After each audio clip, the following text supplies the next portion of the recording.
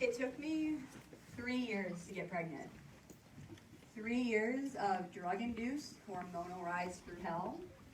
3 years of injecting myself with Chinese hamster hormones.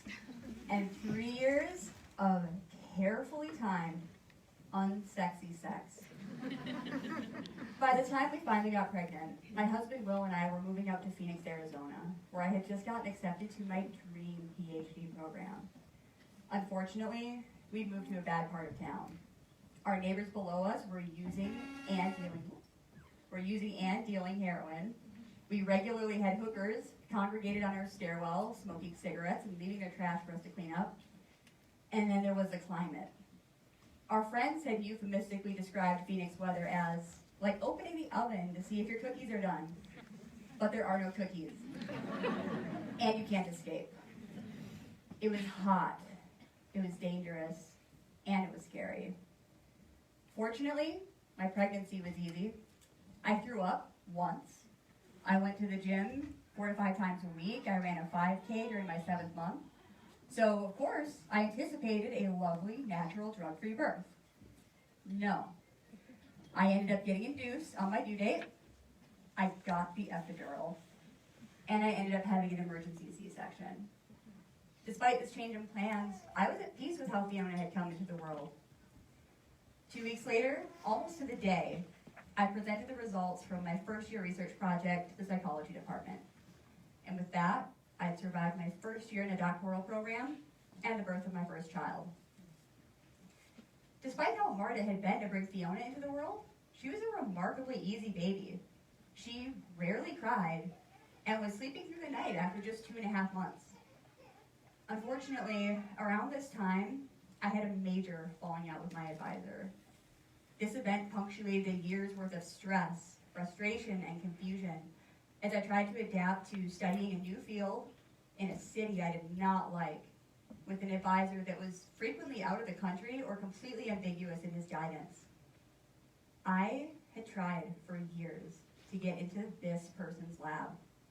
I had thrown myself into roles into which I had little to no experience. I had tried multiple times to improve our communication, but at that point, I didn't see how I could continue to have a professional relationship with him.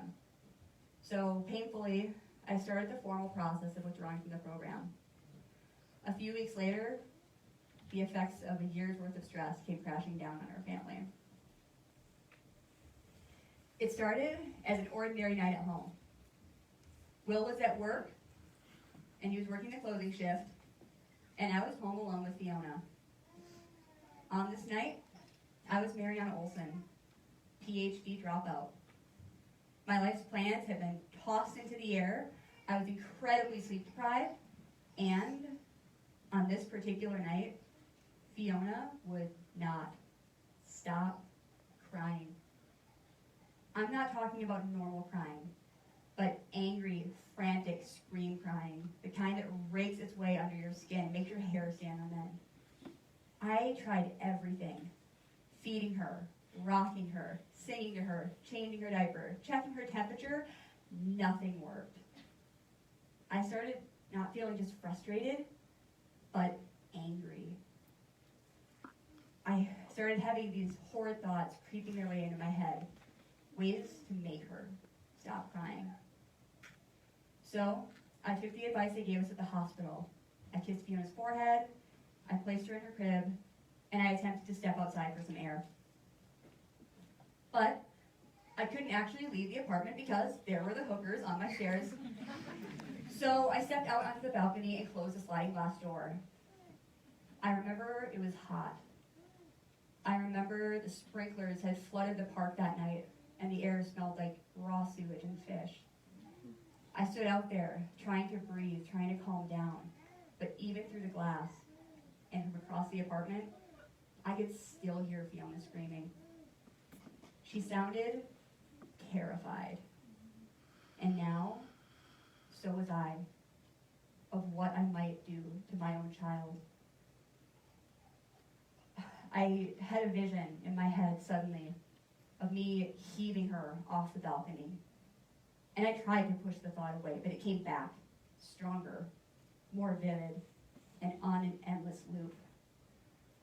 felt angry, but at the same time, this overwhelming urge to go inside and hold Fiona, to make her feel safe, to calm her down. She sounded so sad.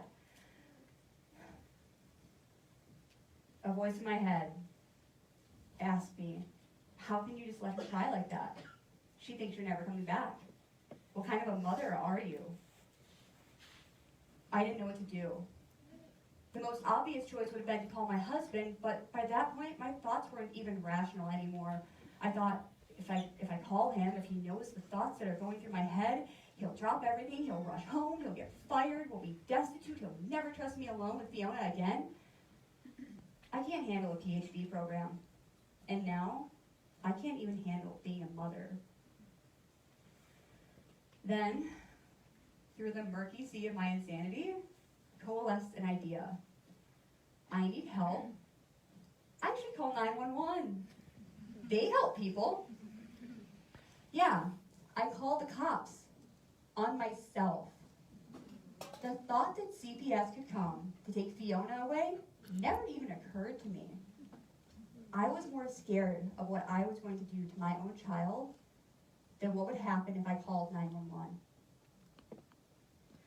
From the moment I declared myself the emergency, I felt my sanity trickling back. The dispatcher kept me on the phone, started talking to me, asking me about Fiona, what she looked like, what her personality was like. I remember she actually made me laugh a few times and got me calm enough to go inside and hold Fiona, change her diaper, things that I had been terrified to do only moments before. Shortly thereafter, there was a knock at the door, and I opened the door to 3 people, an EMT, a therapist, and an officer.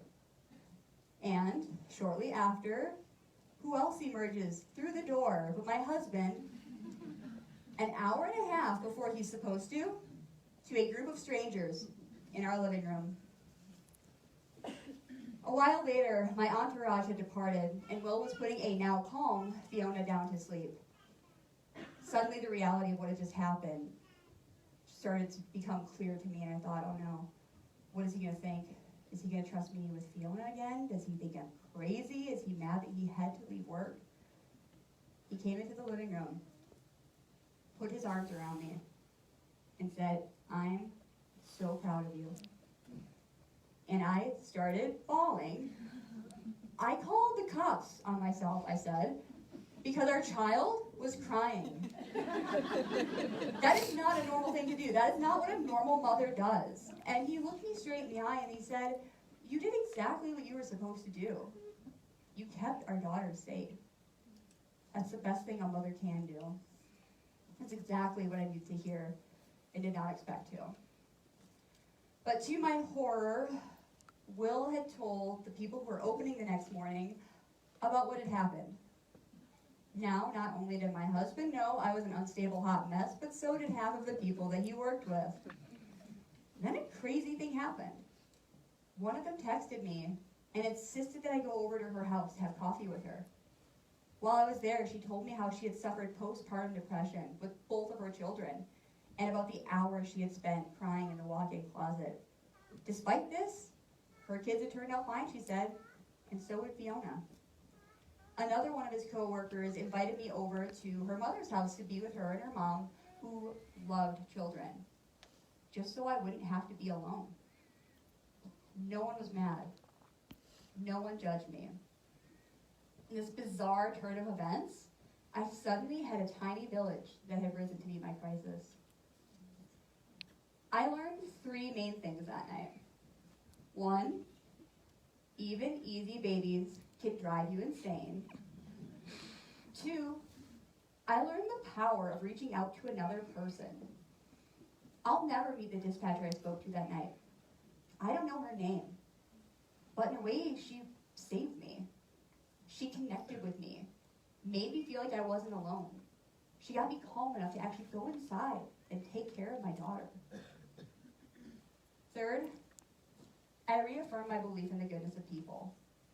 From my husband, the most significant person in my life, to a couple of complete strangers, I received understanding and support, free of judgment. And if we're being honest, in the parenting world, That's pretty rare. It's hard enough to make ourselves vulnerable, and doing so can lead to the loss of trust and support that we need in the moments we need it most. So I share this story for any of the parents out there, mothers or fathers, who have ever felt overwhelmed.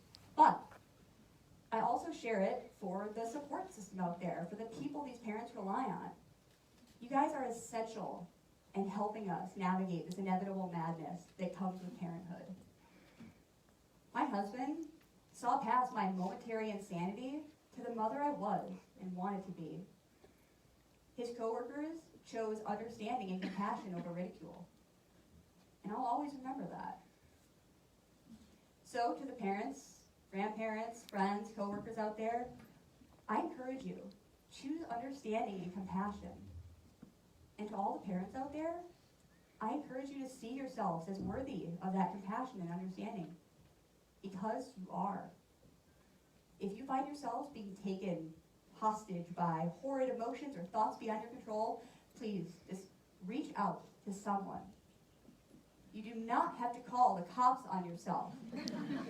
But you can call a friend, text a friend, or if you have a good relationship with your neighbor, bring your screaming infant over to their house and just chat for a little bit. Sometimes you do need a village, but sometimes you just need a diversion. Sometimes you just need one other person with you in that moment to help you weather the storm. Thank you.